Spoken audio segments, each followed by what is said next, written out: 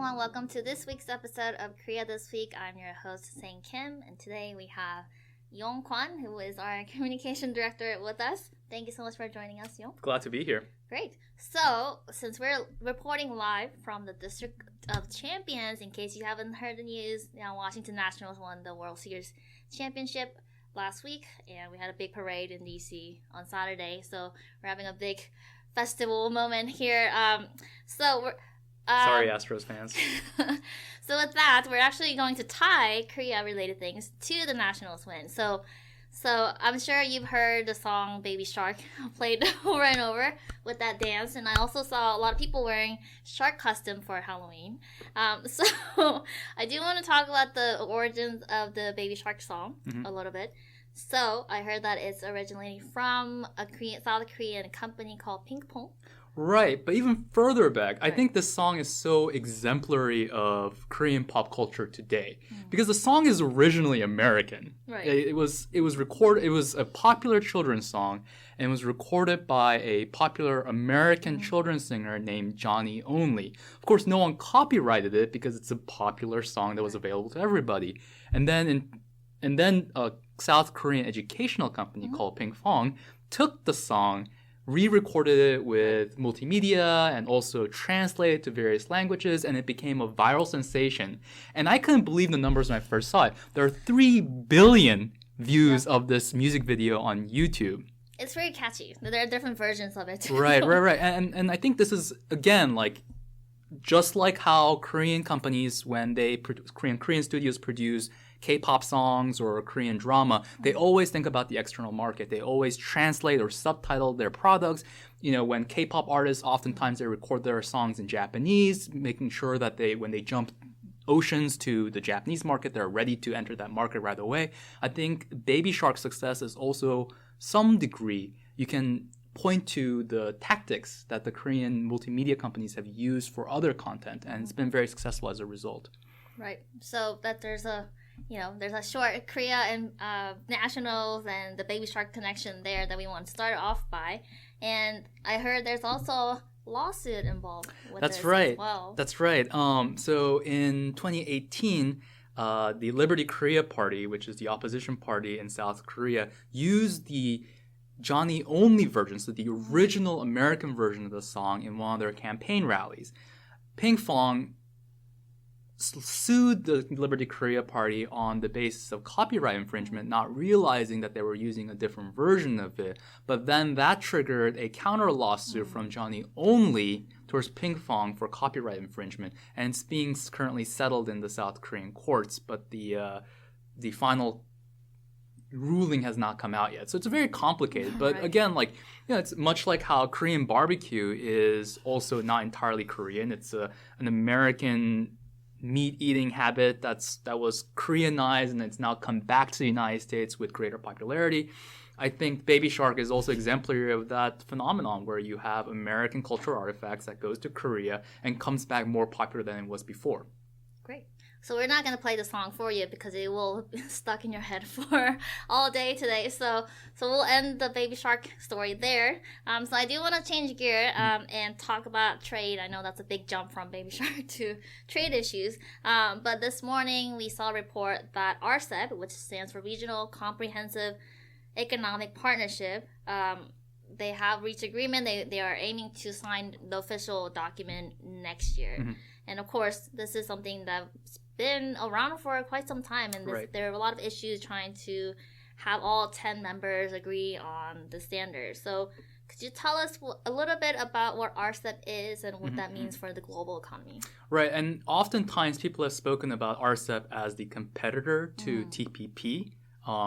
Before the United States dropped out of TPP. So during the Obama administration, it was largely seen as, RCEP was largely seen as the China-centric regional trade agreement, and TPP was seen as the U.S.-centric trade model. Now, the United States has dropped out of the TPP, but still the CPTPP, which has now replaced the old TPP, is still seen as the high standard trade agreement that has very high environmental standards, very high IP standards, very high standards around labor rights. So it's seen more as the gold standard and one that the United States is more likely to join very quickly once there is a policy shift in the administration. RCEP, on the other hand, is more expansive. It includes not just some of the ASEAN members, but also countries like China, and at one point also included India. Right. And because of the expansion of the trade agreement, it had a lower standard. It did not strictly enforce any labor standards or environmental standards. So it's to some degree criticized for not fulfilling these high standards. But at the same time, having such an agreement, it was believed it would standardize rules between China, India, and ASEAN, which would propel these economies to trade and to exchange goods more freely with one another, which might be a spur to growth. So there were a lot of anticipation around it. One of the key roadblocks to RCEP coming to fruition was always India. Right. India always has had, because it is a democratic country, its constituencies have varying interests. It's always had difficulties. We have this in South Korea as well. There's always agricultural interests. Japan also faces this. But in India in particular, the services industry and the agriculture industry and also the burgeoning manufacturing industries had a lot of anxiety around bringing down trade barriers because they feared that cheaper Chinese products or more competitive ASEAN goods might flood into the Indian market. So Prime Minister Modi this month announced that India will not be participating in the first tranche of RCEP.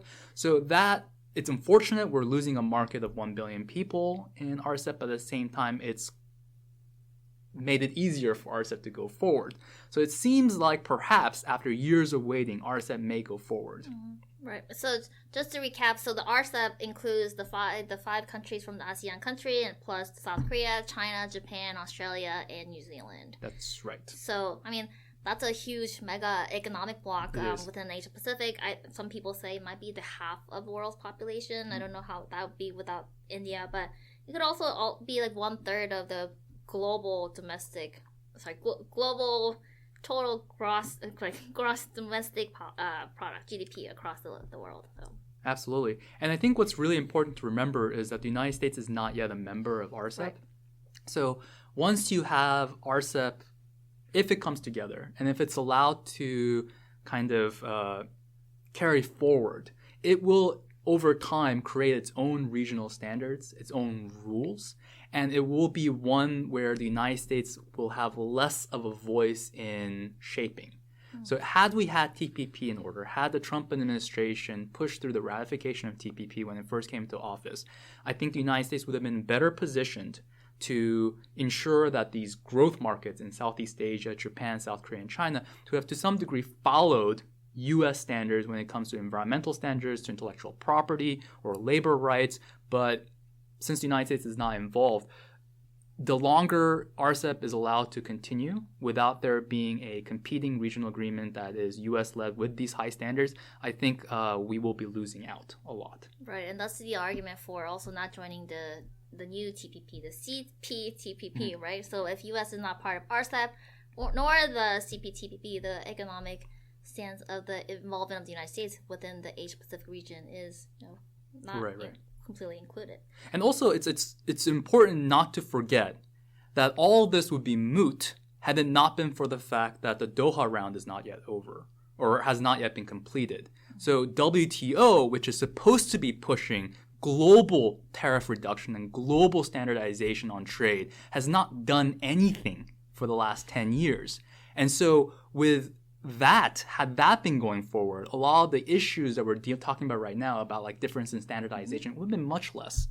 But since we can't resolve the issue at the World Trade Organization because of differences and tensions between Europe, North America, and the global South, unfortunately, RCEP and TPP is going to matter a lot more. Right. So they just announced that they're ready for signing in next year. But as you know, with all the trade deals, implementation part is so important, right? So, of course, it's tough getting all the countries to agree on an agreement, signing it, but also implementation will take a lot longer, and also that could also be contentious. So we'll keep an eye on RCEP and moving forward. So next, I want to talk about South Korean domestic politics for a little bit. I'm sure you've seen on the news for past couple months that Minister of Justice had a series of scandals, and eventually he stepped down. And of course, out of the scandal, the big issue was the education system, right? So with moving forward from learning from the scandal, South Korean government is pushing for a education policy change. So could you tell us a little bit about what the change was? Right. Just as a recap, part of the scandal around Justice Minister Cho-guk was the fact that, bless you, his daughter had been the primary author of a medical paper. And that, of course, was cited as being clearly an outproduct of her father's influence.